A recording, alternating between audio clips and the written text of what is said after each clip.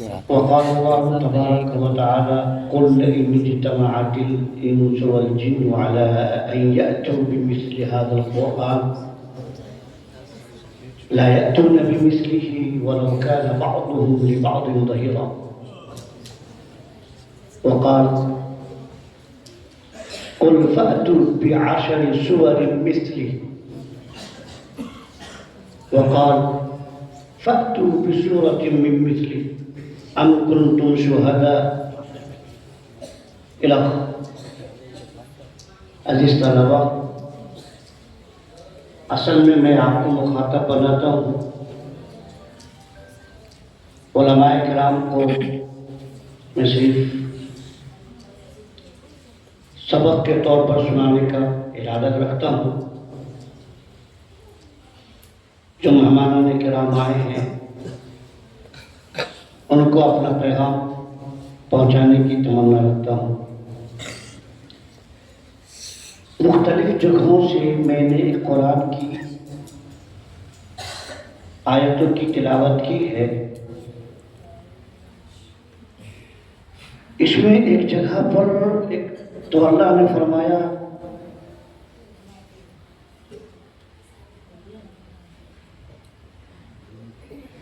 کہ اگر میں قرآن کو پہاڑ پہ نازل کرتا ہوں، لو انزلنا هذا القرآن على جبل، اگر قرآن کو میں پہاڑ پر نازل کرتا اتارتا، لرأيته خاشعا متصدعا من خشية اللہ، تو قرآن کی عظمت اتنی زبردست ہے کہ وہ اللہ کے ڈر اور خوف سے تھر تھرا جاتا. پہاڑ جو سخت اور چٹان ہوا کرتا ہے، مضبوط ہوا کرتا ہے، وہ بھی قرآن کی عظمت کو برداشت نہیں کر سکتا. قرآن ایسی کتاب ہے کہ اللہ نے فرمایا ان عرضنا الامانة على السماوات والارض والجبال، کہ اس قرآن کو ہم نے آسمان پر بھی پیش کیا کہ بھائی اس کو تم قبول کر لو، زمین کو پیش کیا کہ تم اس کو ایکسیپٹ کر لو، اور اسی طریقے سے پہاڑ کو بھی کہا کہ تم اپنے پاس رکھ لو. فَأَبَيْنَ أَن يَحْمِلْنَهَا، ہر ایک نے انکار کر دیا کہ ہمارے بس کی بات نہیں ہے.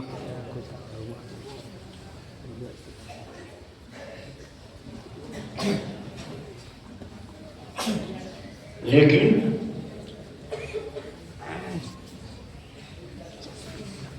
سب کے سب نے انکار کیا، تو پھر انسان نے اس کو قبول کیا. وَحَمَلَهَا الْإِنسان، انسان نے اس کو قبول کر لیا. إِنَّهُ كَانَ ظَلُومًا جَهُولًا، انسان کو اس کا احساس نہیں تھا. پھر اس کے بعد عرب کے اندر قرآن کو انسان نے ایکسیپٹ تو کیا، قبول کیا، لیکن ایسا قبول کیا کہ عرب لوگ جو اپنے آپ کو 30 مارخہ سمجھتے تھے، اپنے آپ کو فصیح و بلیغ سمجھتے تھے، انہوں نے کہنا شروع کر دیا کہ ہم اس طرح قرآن کو پیش کر سکتے ہیں. تو اللہ نے بھی دوٹوں کو چیلنج کر دیا. سب سے پہلا چیلنج پورے قرآن کو لا کر کے پیش کرو. قل نبی کہہ دیجئے لئن اجتمعت الانس والجن، جنات انسان ہر ایک جمع ہو جائے، سب مل کر کے ساتھ ساتھ شانہ بشانہ ہو جائے، علی ان یأتوا بمثل هذا القرآن، کہ اس جیسا قرآن لا کے پیش کر دے. اللہ خود کہتا ہے لا یأتون بمثلہ، ایسا لا ہی نہیں سکتے. وَلَوْ كَانَ بَعْضُهُمْ لِبَعْضٍ ظَهِيرًا، اگر ایک دوسرے کے وہ معین مددگار ہو جائے، سب مل کر کے بھی بنانا چاہے نہیں بنا سکتے. اللہ کا کلام کون اس کا مقابلہ کر سکتا ہے؟ اللہ نے اس کے اندر چیلنج کے اندر تھوڑا ڈھیلا پر پیدا کیا اور کہا قُلْ فَأْتُوا بِعَشْرِ سُوَرٍ مِثْلِهِ، پورا قرآن نہیں لا سکتے تو کم سے کم 10 سورت لا کے پیش کر دو. وہاں پر بھی ان کو سرنڈر کرنا پڑا، مجبور ہو گئے.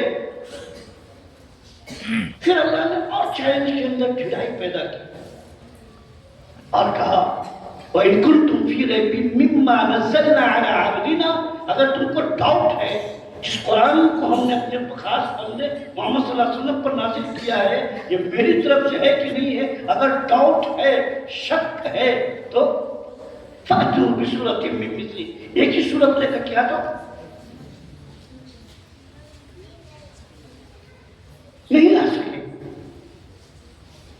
یہ ایسی کتاب ہے، یہ ایسا اللہ کا کلام ہے کہ ایک طرف جب عظمت کی بات آتی ہے تو پہاڑ بھی لڑک جاتا ہے، تھر تھرا جاتا ہے، کانپ جاتا ہے، زمین بھی قبول کرنے سے انکار کر رہی ہے، آسمان بھی دور سے ہاتھ ہلا رہا ہے ہم سے نہیں ہوگا، لیکن انسان قبول کرتا ہے۔ جب انسان قبول کرتا ہے تو انسان کو چیلنج کیا جاتا ہے، ایسا قرآن لا کے دے دو، وہ بھی سرنڈر کر جاتا ہے۔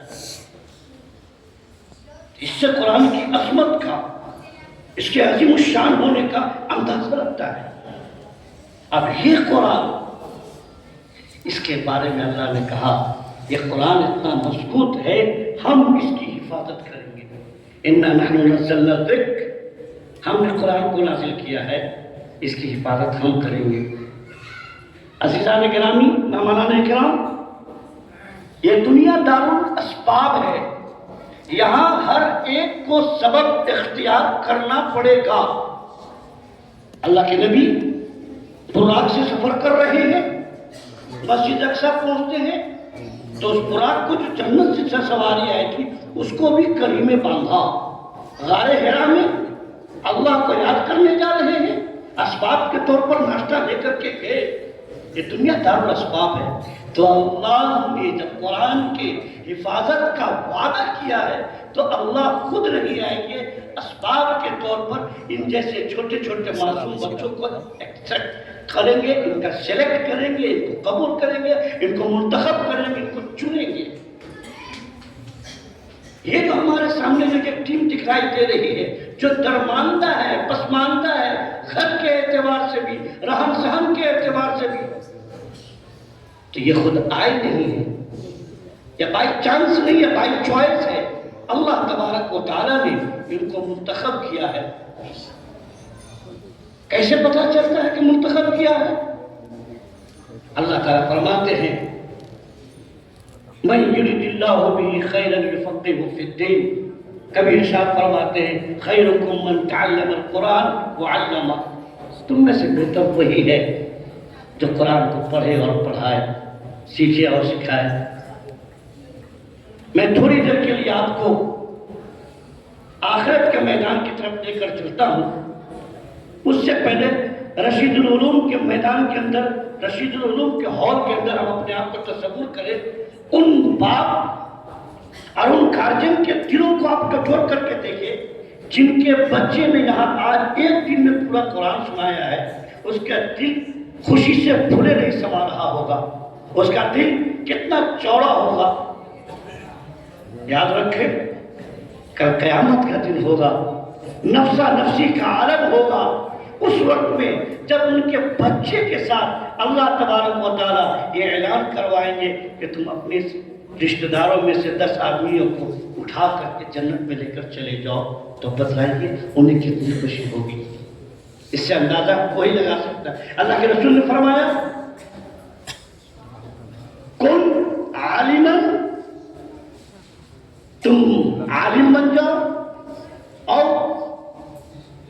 متعلما یا سیکھنے والے بن جاؤ، اور مستمعا یا باتوں کو سننے والے بن جاؤ، اور محبا یا یہ کہ طلبا سے محبت کرنے والے بن جاؤ۔ ہم ان تمام مہمانان کرام کو تہہ دل سے سلام کرتے ہیں کہ انہوں نے صرف اور صرف قرآن کی محبت پر اپنے وقت کو فارغ کر کے یہاں تشریف لائے۔ اللہ کے رسول نے یہی کہا تھا اگر تم پڑھ نہیں سکتے ہو، تم پڑھا نہیں سکتے ہو، تم سن نہیں سکتے ہو، تو کم سے کم محبت تو کر لو۔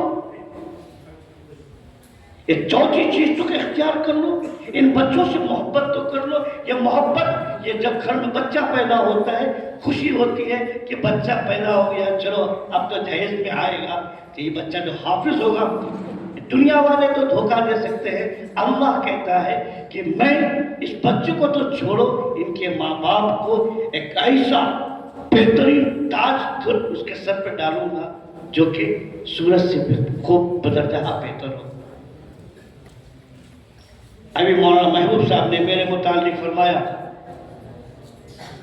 نہیں تیرا نشیمن قصر سلطانی کے گنبد پر تو شاہی ہے، بسیرا کر پہاڑوں کی چٹانوں میں۔ تو میں طلبا جنہوں نے حفظ مکمل کیا ہے ان کے لیے اللہ کے رسول نے فرمایا کل قیامت کے دن اللہ کہے گا اقرا وارتقی ورتل، اقرا پڑھو پڑھو، تو شاہین ہے، بسیرا کر پہاڑوں کی چٹانوں میں، ورتقی چڑھتے رہو، یاد رکھنا اسپیڈ پہ مت پڑھنا، ورتل ٹھہر ٹھہر کے پڑھو، اطمینان سے پڑھو، چڑھتے چلے جاؤ، چڑھتے چلے جاؤ۔ کیسے پڑھنا ہے؟ کما کنت ترتل فی الدنیا، جیسے کہ دنیا میں تم پڑھتے تھے ٹھہر ٹھہر۔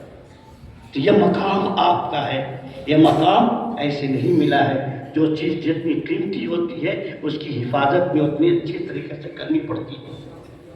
اللہ کے رسول سرکار دو عالم صلی اللہ علیہ وسلم، عزیز طلبہ ایک بات دھیان سے سنیں گے، اللہ کے رسول سرکار دو عالم صلی اللہ علیہ وسلم نے مثال دے کر کے سمجھایا ہے، قرآن جو دل میں آ جاتا ہے تو یہ دل میں آ جانا آسان ہے، اگر قرآن سے تھوڑی سی غفلت اور سستی برتیں گے تو قرآن اس طریقے سے دل سے نکلے گا جیسے کہ ایک جانور رات بھر کھٹے میں بندھا ہوا ہو، دربہ میں جانور بندھا ہوا ہو یا استبن میں بندھا ہوا ہو، صبح اس کے رسی کو کھول دے تو کس طریقے سے بھاگتا ہے۔ اللہ کے رسول نے کہا اگر ناقدری کرو گے، اگر اس کی حفاظت نہیں کرو گے، اگر ایک دن میں جو اللہ تمہیں پورا قرآن سنوا سکتا ہے تو وہی اللہ اگر ناقدری کرو گے تو اس کو چھین بھی سکتا ہے۔ اگر قدر کرو گے لئن شکرتم لأزیدنکم، اور ہم زیادہ کرتے چلے جائیں گے۔ تو میں مبارکباد پیش کرتا ہوں ان تمام حضرات خصوصاً کہ جن کے بچے انہوں نے ہمت کی اور عزم اپنے اندر پیدا کیا اور اس کے بعد ایک دن میں پورا قرآن شریف سنانے کے بعد چلیے اپنے آپ کو پیش کیا۔ ان کے اساتذہ نے بھی، میں نے خود دیکھا، عشاء کے بعد بھی بیٹھ کر کے بچے کو سن رہے ہیں، آپ کے بچوں نے بھی بات مانی ہے، بہت محنت کی ماشاءاللہ، 15 پارہ 20 پارہ ایک ایک دن میں سنایا آپ کے بچوں نے۔ تو آپ کے اساتذہ نے بہت محنت کی ہے، اور اس کے پیچھے میں سمجھتا ہوں کیا بچوں آپ کے والدین کی دعائیں آپ کے ساتھ ہیں کہ آپ اس قابل ہوئے کہ آج آپ نے اپنے استاذ کو پورا قرآن سنانے کی ہمت کی۔ میں دعا کرتا ہوں اپنی طرف سے بھی اور تمام اراکین مدرسہ کی طرف سے کہ آپ کو دعائیں دیتا ہوں کہ انشاءاللہ ہر میدان میں اسی طریقے سے آپ ڈٹے رہیں، اسی طریقے سے آپ جمے رہیں اور قرآن کے اوپر زندگی گزارتے رہیں۔ چلتے چلتے ایک بات میں بتلا دوں، چونکہ تعلیمات کی ذمہ داری ہماری ہے، آج جو ہے 56 بچوں نے تو قرآن شریف سنایا ہے، ان میں سے ایسے بھی بچے آئے کہ پورا قرآن سن لیا، ایک بھی لقمے کی ضرورت نہیں پڑی۔ الحمدللہ ہر سال یہ اس طریقے کا ریکارڈ یہاں پر محفوظ کیا جاتا ہے۔ چند بچے ایسے ہوئے کہ ایک یا دو جگہ پر انہیں پش کرنے کی ضرورت پڑی۔ ذالک فضل اللہ یؤتیہ من یشاء، یہ اللہ کا فضل ہے